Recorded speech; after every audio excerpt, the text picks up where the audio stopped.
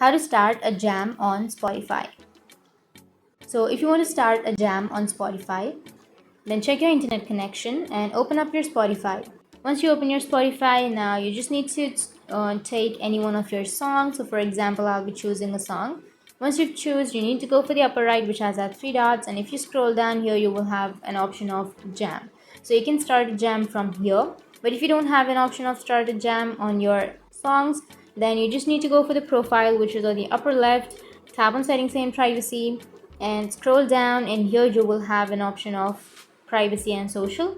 Tap on that, and then here on the bottom you will have jam option. So you need to turn on your Bluetooth and bring your phones together to join the jam. So simply tap on jam, and then you need to toggle that on, and that's how you can start a jam on Spotify. And if you have any questions, feel free to comment below. Thanks for watching.